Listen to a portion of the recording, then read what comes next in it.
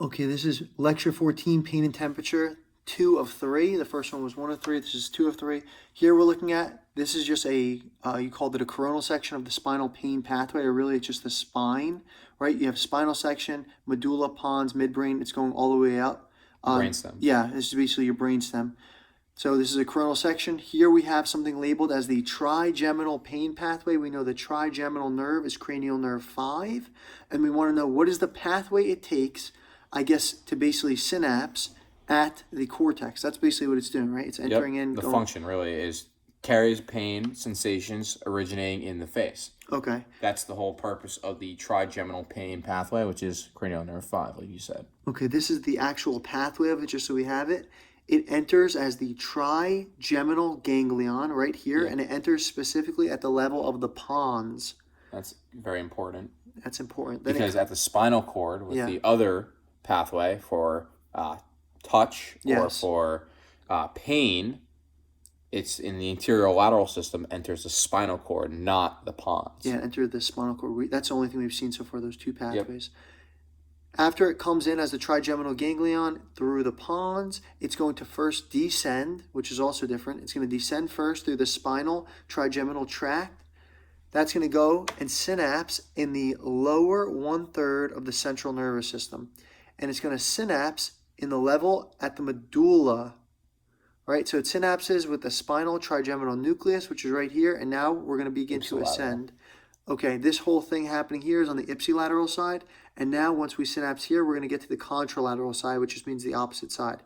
We're going to head up via the ventro-trigeminothalamic tract, right? It's got an abbreviation VTTR. It's going to head up through the pons, up to the midbrain. Again, we're going to synapse at the VPM nucleus of the thalamus, which is the ventral posterior medial nucleus. And then through or via the internal capsule, right, of the posterior limb. The internal capsule, we said, was basically a portion of white matter in your brain that connects to the corona radiata.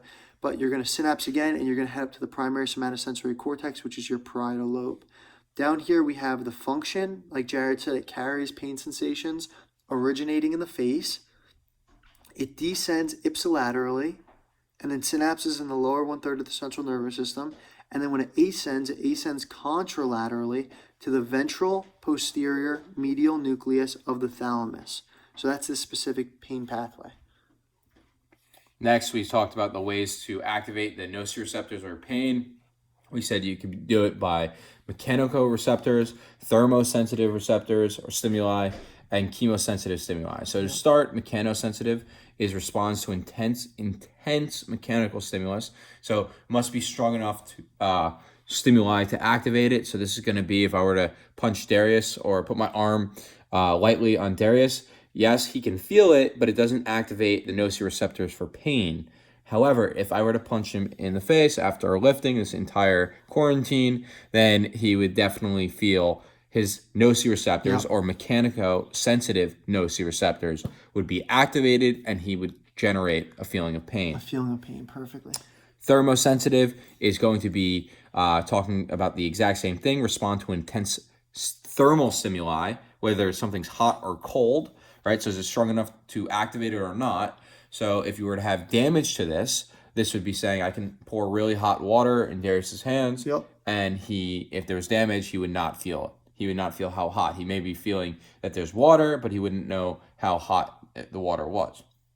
Yep, exactly. And these two things could cause tissue damage, and then tissue damage can positively stimulate our last nociceptor, which is chemosensitive stimuli, right? Chemosensitive is when you respond to chemical stimuli. It says released by tissue damage. So again, you have tissue damage, and then a couple different things here that are very important are going to be released. We're going to have histamine being released from mast cells, right? You're going to have bradykinin that's going to be released from damaged blood vessels. You're going to have potassium being released from damaged cells. Here specifically with the potassium we learned, or we at least spoke about, hypo and hyperkalemia. In this case, if you had potassium being leaked out from a cell, there would be more potassium in the ECF That would be hyperkalemia. That would affect your action potential because your actual voltage, right, the membrane voltage would become a little more positive. So it would go, we said, from negative 82 to negative 65. It becomes more positive, and then it's easier to have an action potential. However, the action potentials are going to be very weak, right? They're going to be very Sluggish weak. action. Yeah, sluggish And or absence action potential because the voltage gated sodium channels haven't fully closed. have not reset. Exactly.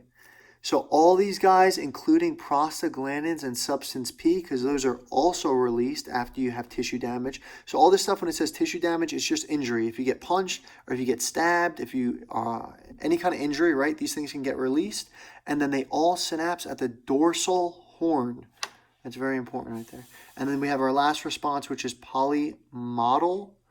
I think it was, what is it, polymodal? And it says responds to multiple stimulus modalities. So I guess multiple stimulus.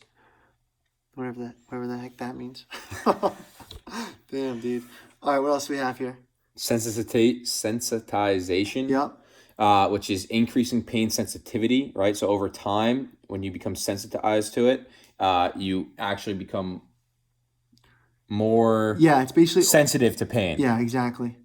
So we have two types that we need to talk about. Yep. One is called allodynia. Yeah, allodynia. Dynia, where you feel pain from a stimuli that normally wouldn't cause you pain, right? So you decrease the pain threshold. Yep. So what we're talking about here is something like if you were brushing your hair or your teeth or something, and all of a sudden it would cause sharp pain, even though it normally would not cause sharp pain. It's because you've decreased your pain threshold. Yeah, exactly. So the other one is hyperalgesia, which is increased pain from a stimulus that normally provokes pain. So this is saying, hey, you stub your toe, but now it really, really hurts. Exactly. It's not that it just hurts and didn't go away. It's like it kills for some reason. Yeah. You're more sensitive to pain. Exactly. So that's exactly what sensitization is doing. It's the opposite of desensitization. If you were desensitized to a stimulus, you wouldn't feel it. This is the process, however, of sensitization, which means you're increasing your pain sensitivity. We said prostaglandins and substance P can cause these conditions. That's a good fact to know. And then here we have it drawn out in a graph form where you see there's words called noxious and not noxious. Noxious means painful. That's synonymous for painful. So here on this graph, we have our normal pain threshold, right? You have a pain sensation and a stimulus intensity. This green line represents our normal pain threshold. This is the normal pain threshold, and we wrote that pain threshold before an injury. However, if you have these two conditions, such as allodynia or hypoalgesia, you can have a pain threshold which occurs much earlier basically. Shift to the left. Yeah, it would shift way to the left. So your pain threshold after injury would be shifted to the left, and instead of feeling pain here, you feel it all the way over here, which is, again, a lot earlier. So, and because you shifted to the left so far, you can see that it would be in the not noxious, the not painful stage of a normal threshold. So you wouldn't reach the threshold for pain in a normal person. However, having these two conditions, such as maybe too much prostaglandins or too much substance P, would then cause you to feel pain earlier on compared to someone who did not have these conditions. Exactly.